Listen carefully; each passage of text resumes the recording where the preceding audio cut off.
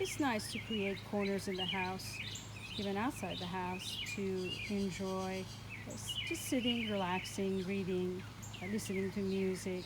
We're going to do a series of videos on how to create that, a corner that is just beautiful, relaxing, quiet, dim lights, and enjoy it inside or even outside. This one is about having a small, lovely corner on the porch. If you're grilling, or if you're just sitting down with a cup of tea or a drink, it's just a simple bird bath.